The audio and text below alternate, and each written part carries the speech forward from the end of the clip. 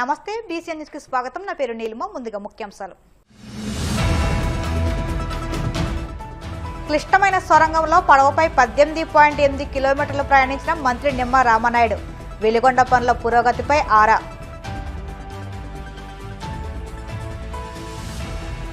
ఆశా ప్రతినిధులను ప్రభుత్వం చర్చలకు పిలిచి వారి డిమాండ్ నెరవేర్చాలి.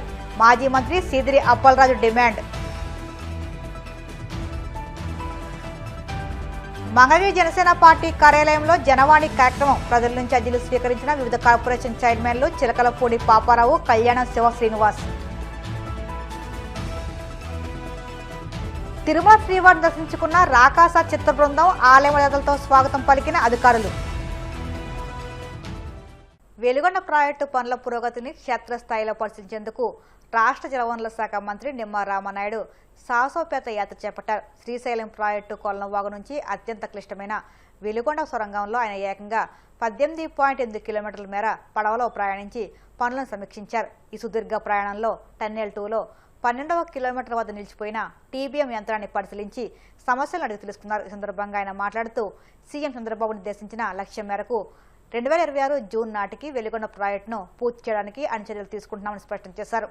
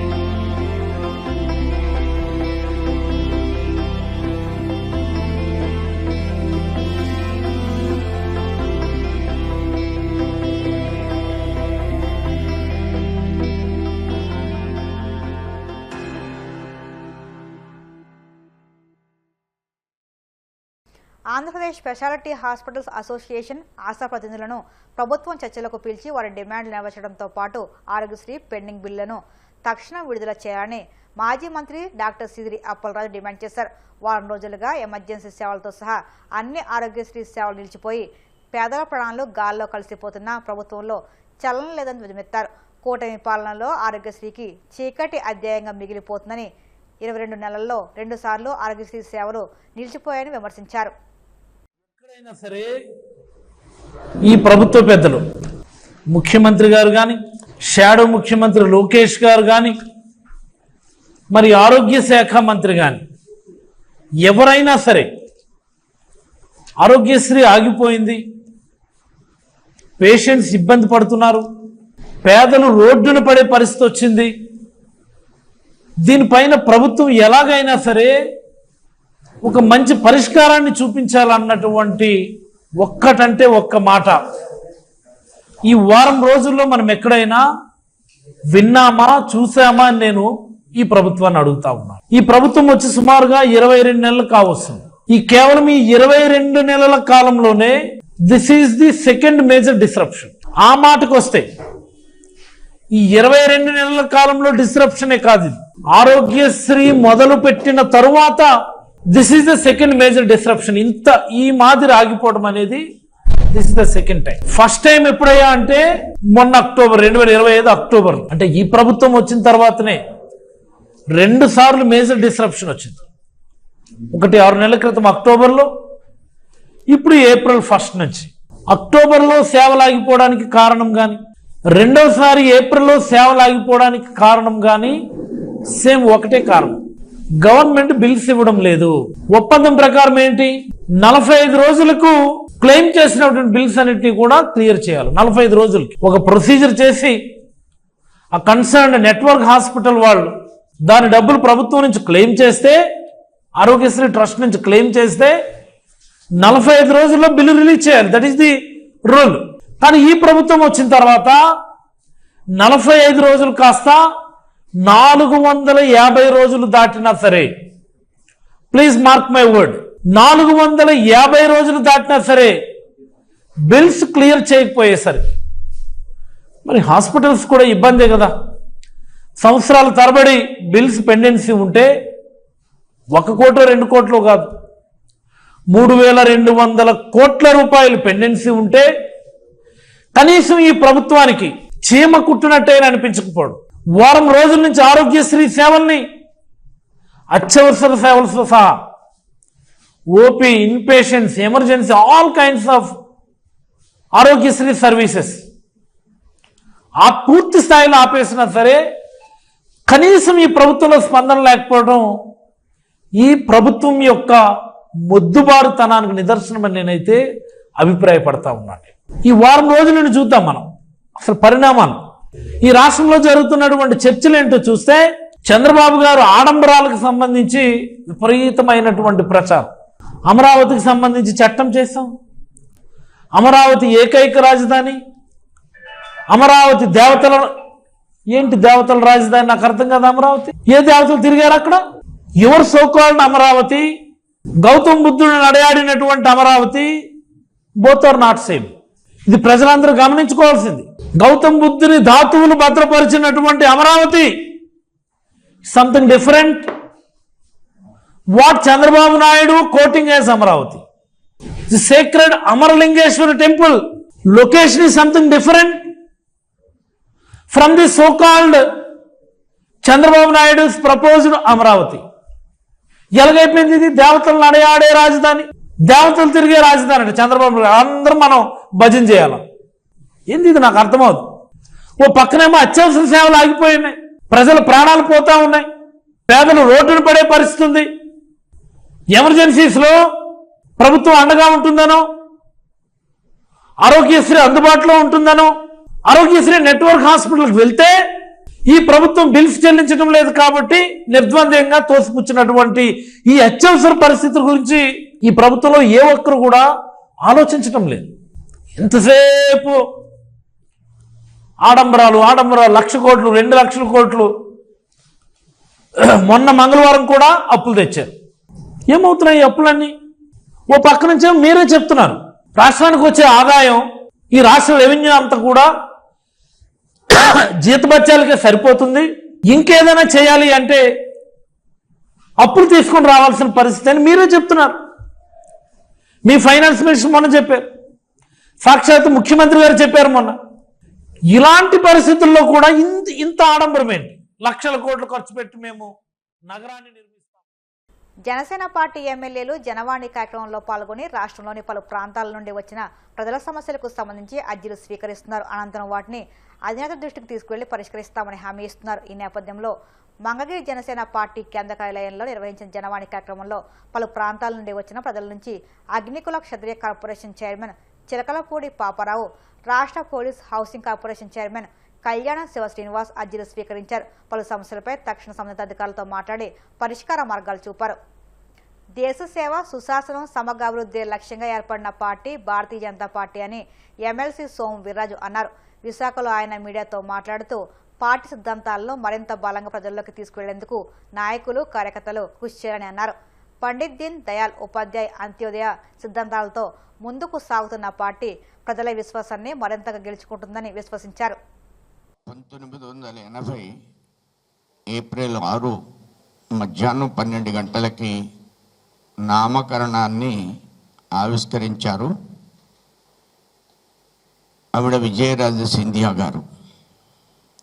అనంతరం వాజ్పేయి గారిని భారతీయ జనతా పార్టీ అధ్యక్షులుగా ప్రకటించారు. ఇది ఢిల్లీలో జరిగింది.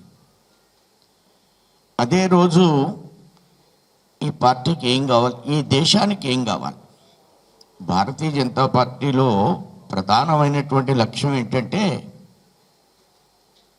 ఇది వ్యక్తుల కోసం నిర్మాణం చేసినటువంటి పార్టీ కాదు, దేశాన్ని విశ్వ గురు స్థానంలో తీసుకెళ్లే పార్టీ, దేశాన్ని పరమ వైభవ స్థితిలోకి తీసుకెళ్లేటువంటి పార్టీ. విశ్వగురు అంటే ఏంటి? బీజేపీ వాళ్ళు అస్తమానం విశ్వగురు అంటున్నారు అని సాధారణంగా మనకు కనిపిస్తూ ఉంటుంది. ఇప్పుడు యుద్ధం జరుగుతుంది కదా, యుద్ధం జరుగుతుంటే అన్ని దేశాలు వారి వారి స్థాయిలో యుద్ధంలో ఉన్నారు, ప్రపంచ దేశాలు. కానీ భారతదేశం గమనిస్తూ ఉంది, విశ్వాన్ని గమనిస్తూ ఉంది. భారతదేశం మోడీ లీడర్షిప్లో విశ్వాన్ని గమనిస్తూ ఉంది.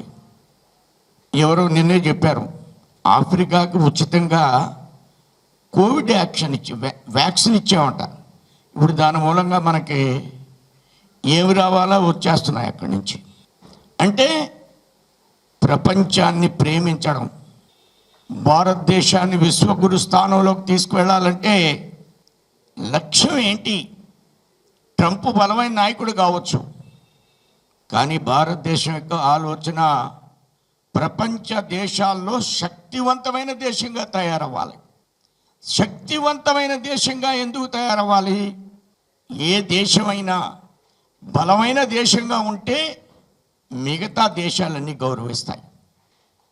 అంతేగాని మనం ఏ దేశాన్ని ఆక్రమించాం. ట్రంప్ ఈ మధ్య 4-3 దేశాలు ప్రధానమంత్రిని బొట్టలు వేసుకుని అలా తీసుకుపోయాడు, ఏదో పూల బ్యాగులు వేసుకున్నట్లుగా పట్టుకుపోయాడు. ఇలాంటి ఆలోచనలు భారతీయ జనతా పార్టీకి ఉండవు. ఇది విశ్వ గురువు, ప్రపంచానికి గైడ్ అండ్ ఫిలాసఫర్. ప్రపంచం భారతదేశం ఏం మాట్లాడుతుందా అని చూడాలి, మోడీ ఏం చెప్తాడా అని ఇది చూడాలి. ఇది బీజేపీ యొక్క ఐడియాలజీ. ఇది వ్యక్తుల కోసం ఏర్పాటు చేసినటువంటి పార్టీ కాదు, ఇది దేశం కోసం ఏర్పాటు చేసినటువంటి ఏకైక పార్టీ, క్యారెక్టర్ ఉన్న పార్టీ, ఐడియాలజికల్ ఓరియంటేషన్ ఉన్న పార్టీ. భారతదేశ ఆధారంగా, భారతదేశం యొక్క ఆలోచన విధానానికి ఆధారంగా, భారతదేశంలో ఉన్నటువంటి కుటుంబ వ్యవస్థ ఆధారంగా మనమందరం మన కుటుంబాల గురించి తెలుసు. కానీ ప్రపంచ దేశాల్లో ఎవరి కుటుంబం ఏంటో తెలియదు. చాలా ఆశ్చర్యకరంగా భగవంతుడు మన నిర్మాణం చేశాడు భారతదేశాన్ని. అమెరికా అద్భుతమైన దేశం అంటారు అందరూ, కానీ పుట్టిన పిల్లలు ఎక్కడ ఉంటారో, ఎవరి దగ్గర ఉంటారో ఏంటో తెలియదు. కానీ ఎంత వేరియేషన్ ఇచ్చాడు భగవంతుడు మనకి. ఆ దృష్ట్యా భారతీయ జనతా పార్టీ ఏర్పడిన రోజునే ఒక 3 విధానాలు ప్రకటించారు వాజ్పేయి గారు. ఇది సంఘటన, సంఘర్షణ, సమరచన. 5 బిందువుని కూడా ఏర్పాటు చేశారు. ఇవన్నీ మూలాధారంతో ఈవేళ భారతదేశం ప్రపంచ దేశాల్లో 4వ ఆర్థిక స్థితిలో ఉంది. ఇవి మాటలు కాదు, ఇది చేతలు. ఇలాంటి మాట కాంగ్రెస్ వాళ్ళు అంటారా? విజయరాజ్ సింధియా ఏర్పాటు చేసినటువంటి పార్టీలో వారు మనవడ భారతీయ జనతా పార్టీలో ఉన్నాడు. నాకు ఒక్కొక్కసారి అనిపిస్తూ ఉంటుంది, కొన్ని రాజకీయ పక్షాల అవసరం ఉండదు భారతదేశానికి. వెంకయ్యనాయుడు గారు 60 సంవత్సరాలు పార్టీలో పనిచేయడం, పార్టీ కోసం కాదు దేశం కోసం పనిచేస్తుంది భారతీయ జనతా పార్టీ కార్యకర్తలందరూ కూడా. ఇది నచ్చుద్దా? ఇది ప్రెస్కు నచ్చుద్దా? లేకపోతే రోజుకి ఎక్కడన్నా ఎవరన్నా తీసిపోతే, సంసారం బాగా జరగకపోతే ఈడ పార్టీలోకి వెళ్ళిపోతే అది వార్త అవుద్దా? ఏది వార్త కావాలి వీళ్ళ దేశంలో? ఆలోచన చేయండి.